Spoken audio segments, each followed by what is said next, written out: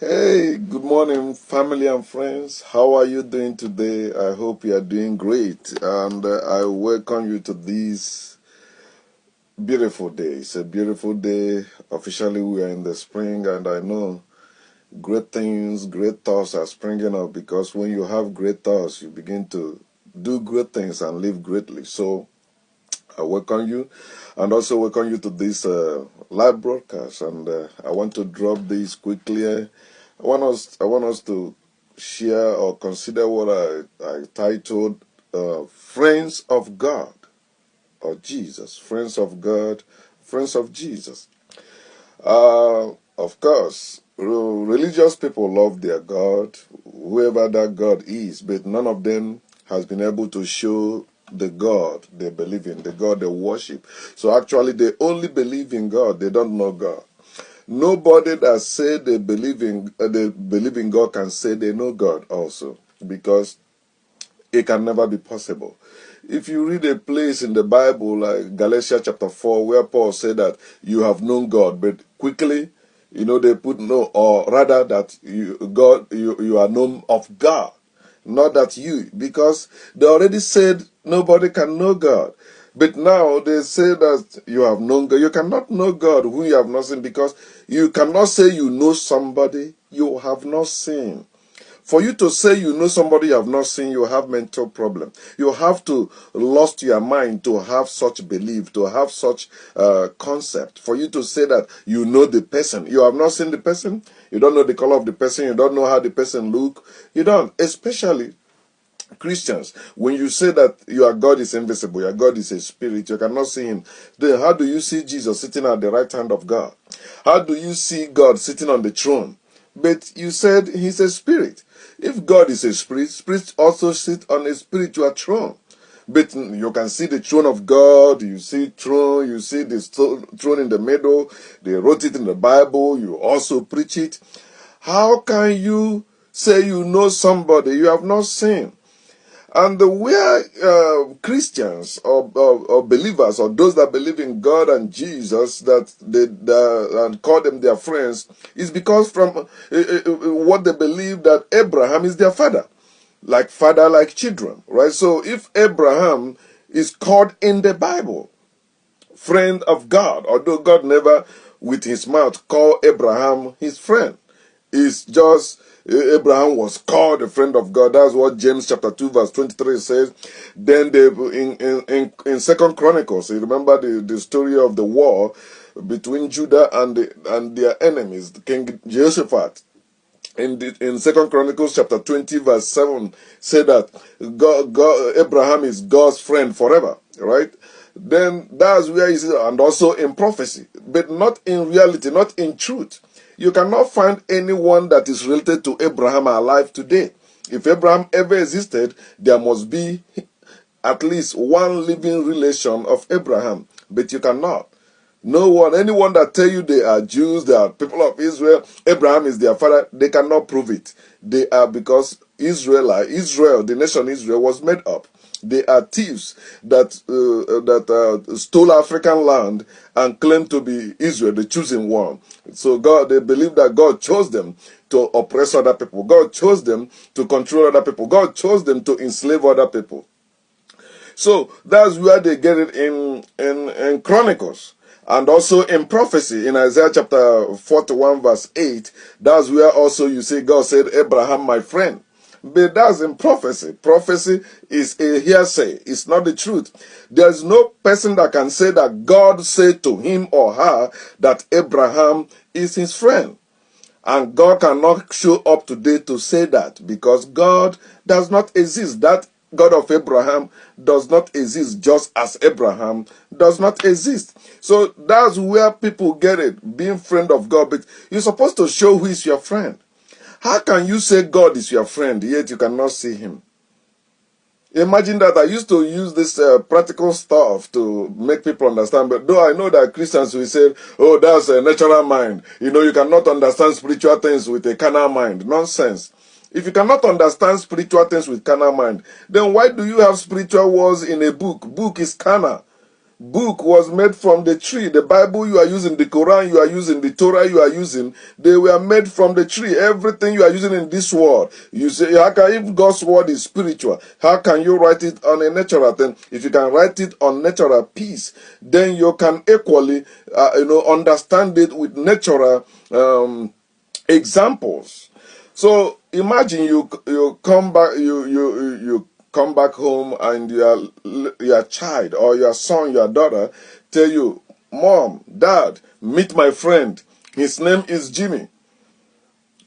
And your child is pointing his or her hand to the chair, saying that Jimmy is seated right there. Mom, Dad, meet my friend Jimmy, he's my best friend. Then you look at the chair, you didn't see any Jimmy there. But your child keep insisting, Jimmy is there. Mom, you have to believe me, I'm not lying. Oh, Mom, you don't have spiritual eyes, that's why you can't see Jimmy. Mom, look at the Jimmy, Jimmy is sitting right there. And you are looking, and you know this, your child. You give back to him or her. You know that this thing is out of ordinary. What will you do? Will you praise the child? You will say, come, come, come, come. Because you already judged in you that he's cuckoo. He's mentally derailed. He's not well. Or she's not well. That's how it is when you say God is your friend or Jesus is your friend and you can't see that. You can't show them. You keep telling people God exists. Just believe God exists. They say, where is the evidence? You say, look at the things created. Who told you it was one God that created them? The things you have in your house, the properties you have in your house, were they created by one person? Even your Bible or your holy books tell you there are other gods. But this your wicked God decided to be the supreme one, the above one, that if you don't believe in him, he will kill you, will send you to hellfire. But that's ridiculous also. So how can you say God is your friend? Or how can you are struggling and sacrificing your life and everything you have to make God your friend? Why you cannot see him? Also, those of you Christian, if you read your Bible very well, 1 John chapter 4 verse 20 said, if you cannot love your fellow human being you can see, right? How can you say you love God who you have not seen? How can you continue believing in God you have not seen, worshiping the same God? If you are believing alone, it will be different. At least you believe and waiting for the time to prove it or to demonstrate it or to see that God you believe in. But no, you say you worship that God. You believe that God exists, you worship that God, you are following that God, you are doing his commandment. I say, where are his commandments? You keep going to the book written or compiled thousands of like 2,000 years ago, hundreds years ago. Why you said he's alive? If your God is alive and is your friend, is supposed to be communicating with you. Supposed to be telling you, what you're supposed to be doing now. You're welcome. That God's supposed to be communicating to you as I'm even communicating to you. Although I'm not in the particular place where you are right now, but you see, through this broadcast, we can communicate. We can video chat. We can call. We can audio talk. All that. There's many avenues. There's many ways you can communicate with God if God really exists. Not depending on ancient books. Not depending on ancient teachings. Not depending on ancient beliefs that some men make up to control you. Actually, every religion was designed to control you. Regardless their names, regardless their doctrines, regardless their dogmas, regardless whatever they tell you they stand for, whether good or bad, they are designed to control you. So how long will you allow somebody to control you? If somebody tell you God loves you, where is the God you say loves me? It's like telling you that dragon loves you. It's like telling you that Spider-Man loves you. It's like telling you that Incredible Hulk loves you because they saw it in the movie. It's like telling you the Transformer love you. So, and they will come and help you, or telling you that Superman loves you. All those things are not real. They are fiction, work of fictions, but many people, or some people still believe them, that they exist. You can learn something from them, but that doesn't make them real.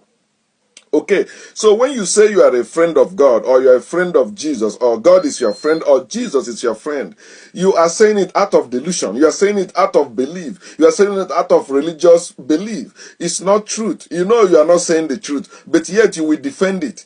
You will defend it as you know what you are saying. You don't know. And people that are telling you don't know what to do, you don't know what you're saying, and that thing is not real, you begin to attack them. You begin to label them. You begin to give them names, thinking that they will shut up. People like me, we don't shut up. No matter how you say, the more you say, the more you defend that you are silly belief, the more you defend that you are religious belief, the more we get inspired to try to open your eyes. Unless you hate your life and you don't care about the truth, then you can die in it. You can die ignorant. But there is no reason for you to die ignorant, especially when you're supposed to love yourself.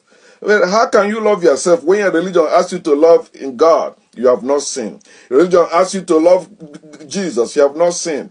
It's in your Bible there, First Peter chapter 1. He said that though you have not seen him, you believe. You have not seen him, you rejoice with joy unspeakable, as if he's real. He's not. It's like a child having imaginary friend. And as I've come to learn, adults with imaginary friends are stupid. I don't want you to be stupid. I don't want you to die ignorant. You have to know the truth. If God actually exists, you say he's a spirit, and you say you are worshiping him in spirit. You cannot worship a spirit in spirit, because you are not in spirit. You are in the flesh. You have to die and go in the spirit to worship God in spirit. You cannot worship God in spirit and in truth while you are living in this body, as you are taught to believe that you are living in a physical body, but you are what? A spirit that's supposed to worship God in spirit. If you are worshiping God in spirit, why are you going to church? If you are worshiping God in the spirit, why are you carrying Bible? If you are worshiping God in the spirit, why are you looking for God's commandment in a book? It's supposed to be a spiritual communication, spiritual relationship. That's how it's supposed to be. But all this spiritual nonsense is what has been causing people their life, their joy, their fulfillment in life. There is no such thing as a spiritual world. It is when people don't fail to understand their higher selves, or whatever they cannot understand, they tag it spiritual. Oh, it must be from God. It must be God. It must be Satan. It must all that. No. If it is good, it is God. If it is bad, it is Satan. No. All those things are the concepts that men develop in their mind. Man created God. God did not create anyone. So you're supposed to understand, if you say somebody is your friend, you're supposed to show your friend. And I made that post earlier. I said, show me your friends, and I will tell you your future.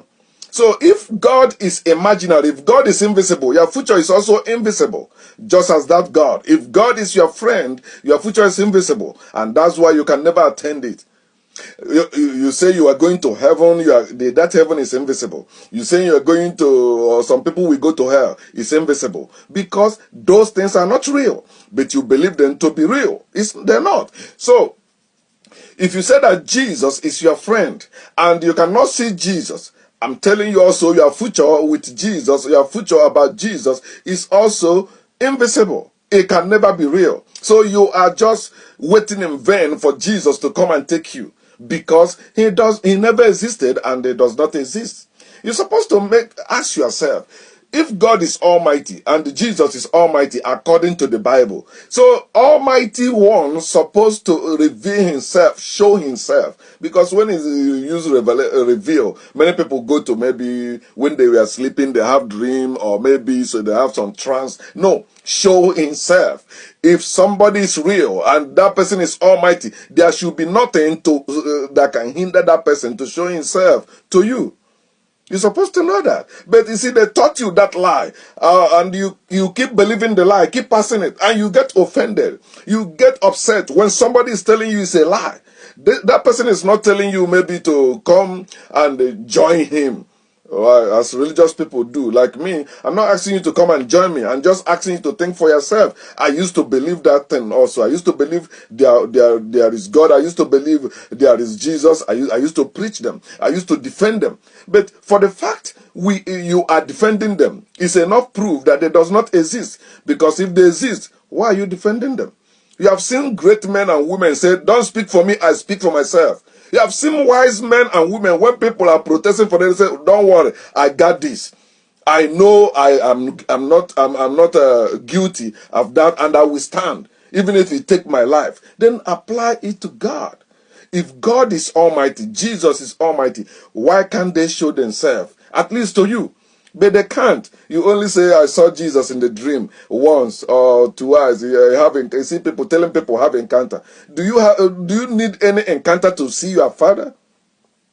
Do you need any encounter to see your friend? Somebody says your friend, and you know that song. What a friend we have in Jesus. Which Jesus? Oh, like what? Griefs and sorrow or whatever to bear. He said, oh, I used to sing that song good, but I don't know how to sing it again. Let me try again. What a friend we have in Jesus. All our sins and grief to bear. I don't know. What a privilege to carry everything to God in prayer. You see? You can carry everything to God in prayer, yet you keep suffering the same everything. When we God take all those load from you, when we carry it from you, he said, cast your burden on him, for he cares for you. Where are you casting your burden to?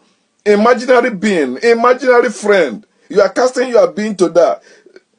Think about it. If that God is real, if Jesus is real, why must you be casting your burden, or you supposed to take it away from you? Can you watch your 2-year-old child carrying heavy load? Mommy, daddy, and you're watching it? No. He said, drop it. Because you don't want that your child to suffer. But this God keep watching you. This Jesus keep watching you. You keep carrying your load. Oh Lord, it's me again. Praying. Here I am, Lord, again. You keep going. You keep going. He will never care for you. But they tell you, cast your burden on him, for he cares for you. How can an imaginary friend, imaginary God, imaginary Jesus care for you? Think about it. In your time of need, who really care for you? Tell yourself the truth.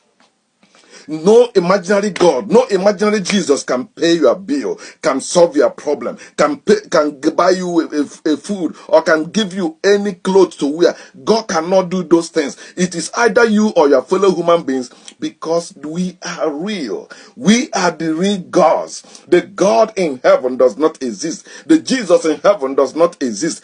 Any God you cannot see does not exist. Stop comparing your almighty God and Lord with your brain, with air, with a breath. You can even use those things, but you cannot use those gods. They are useless to you. The God you cannot see is useless to you. It's in your Bible also. The Solomon said that in the, I think, book of Proverbs. Either Proverb or I said that a neighbor who lives close to you is better than your brother who is living far. Your brother who is living in a far distance, in a far place. He said that your neighbor who is not related to you is better than that your brother in the time of need, in the time of trouble, because they are close to you. Like, that's the same way your fellow human beings are useful to you than any God you cannot see, than any Jesus. But he said they have succeeded in programming many of us to believe that God is real. He said, okay, what you're saying is true, but I believe there is God. I believe there is God somewhere. I believe there is higher power. No, the higher power is all of us.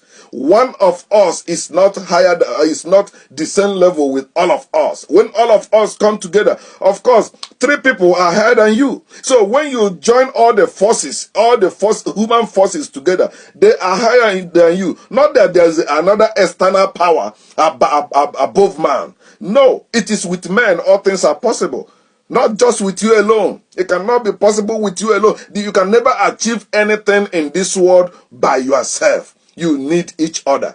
You need other fellow human beings. All these people making noise and lying that they are self-made. They made themselves rich. They labored. You labored with the people contributed to that. Somebody was taking care of your office. There were housekeepers. There are other people doing things, helping you to print something, helping you to write something, helping you to go somewhere. You can never succeed in this world by yourself.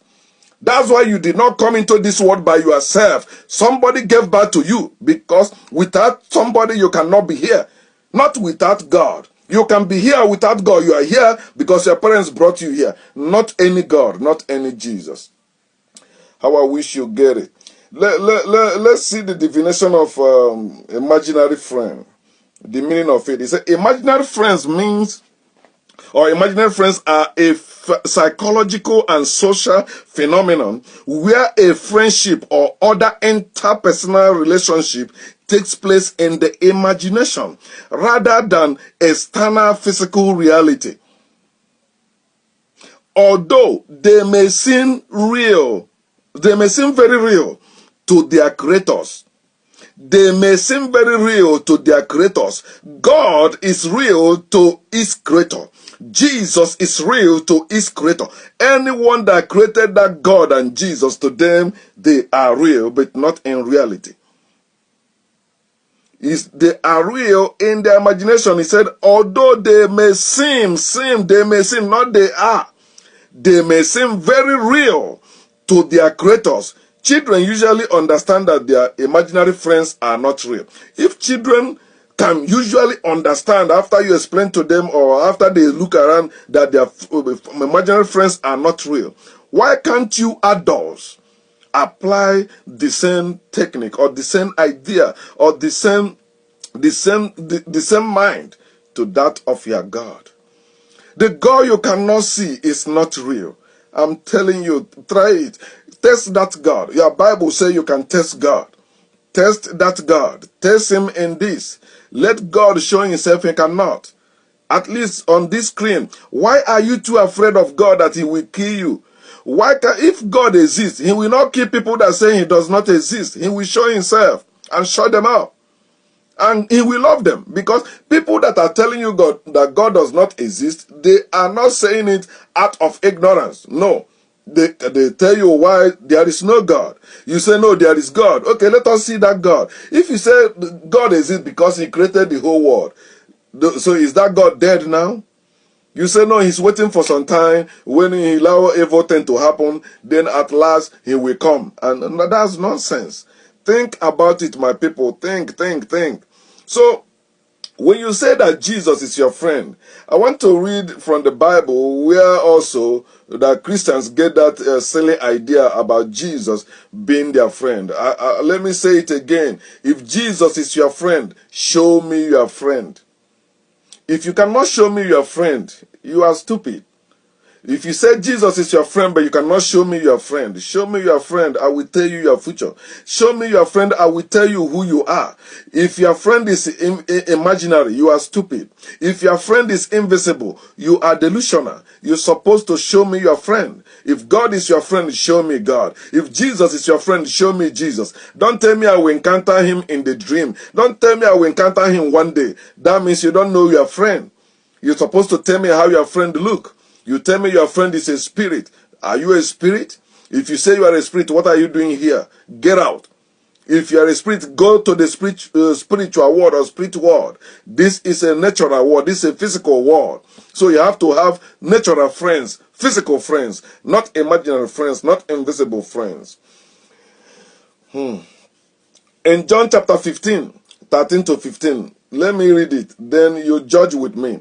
Greater love has no man. It's talking about man. Jesus is the Son of Man, according to the Bible. Jesus is not a spirit. If you read Luke chapter 24, 36 to 44, it shows you that Jesus is not a spirit. Jesus proved that in two ways. First, he asked them to touch him. You can touch Jesus. Jesus is not a spirit. Then secondly, he said, give me food, let me eat. Because spirits don't eat food. Understand that. It's simple. So you can use it to prove if Jesus exists. If Jesus exists, you're supposed to touch Jesus. At least the simplest way to prove that Jesus exists today, take selfie with him. Take a selfie with Jesus. Use your phone. Take selfie. And post it on Facebook so we can see. I will also believe whatever you tell me if you can take selfie with Jesus. It's simple.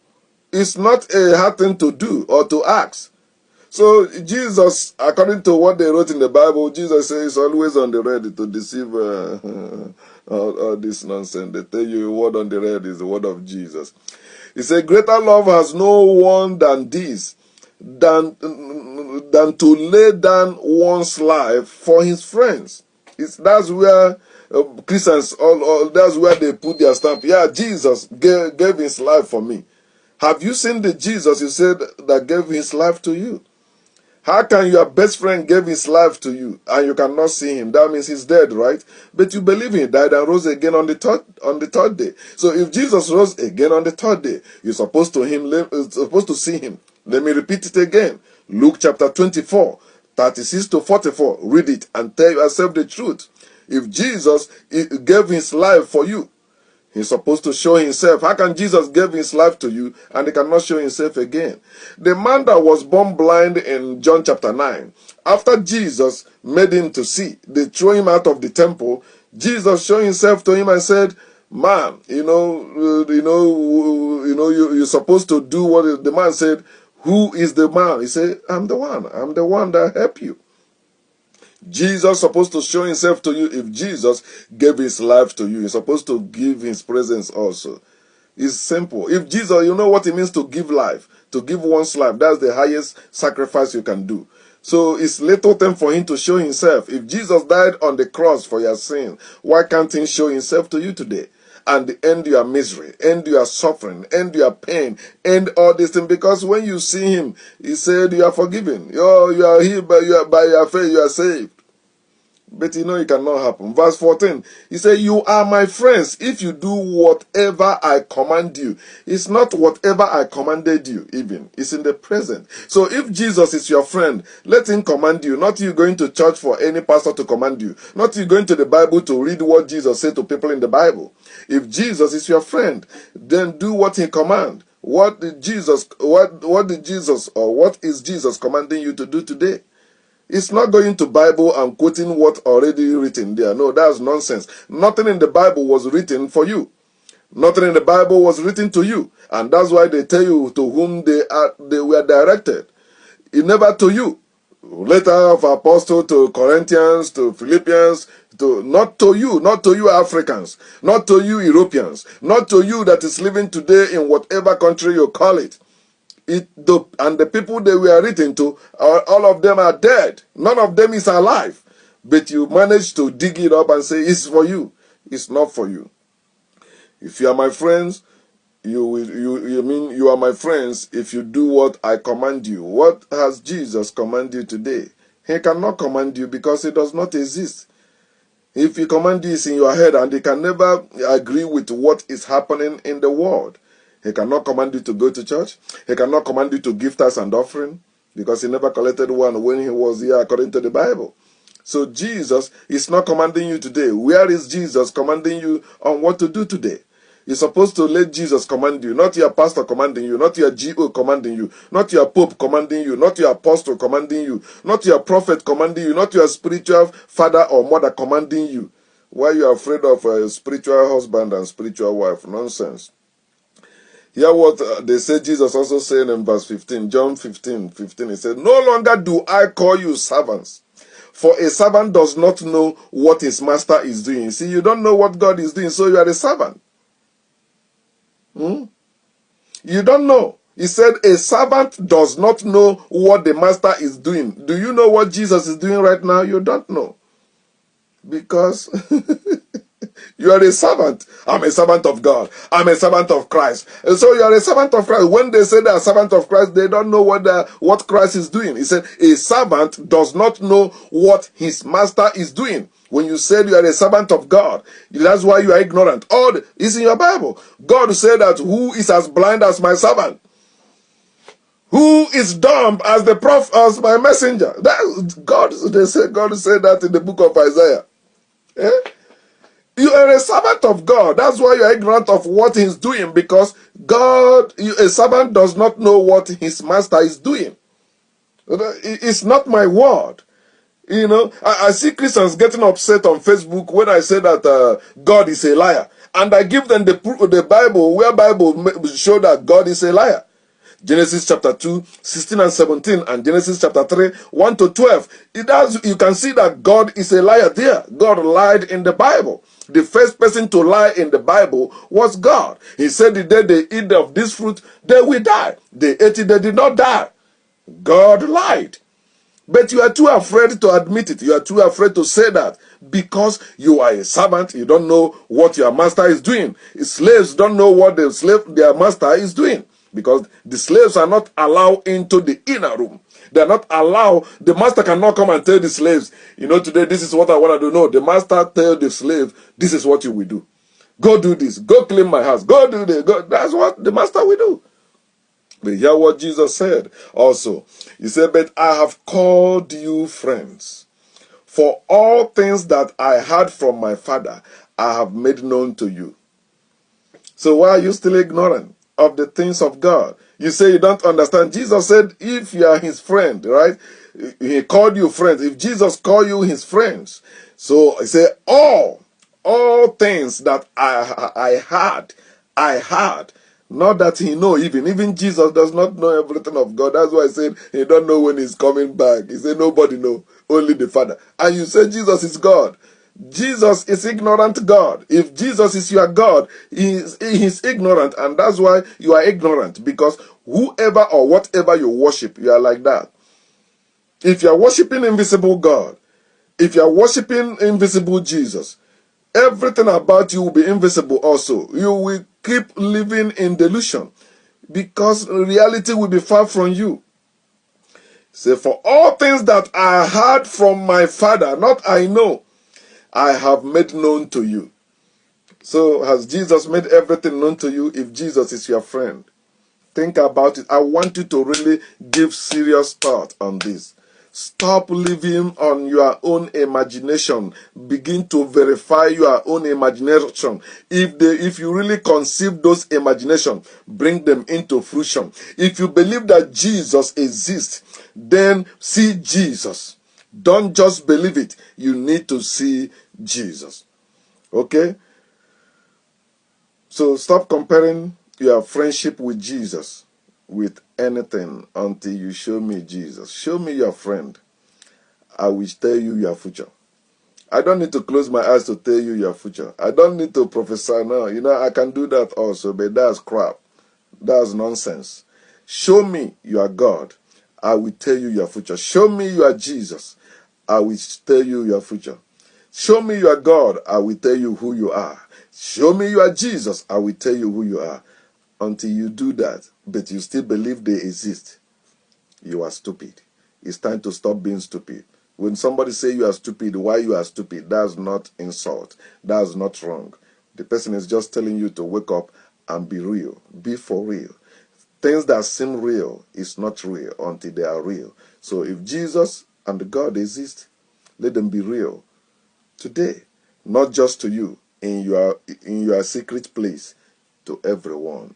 As the sun is real to all of us, everyone can see the sun, even the baby you put to bed today. So long you bring that baby out of the house, you see the light of the sun.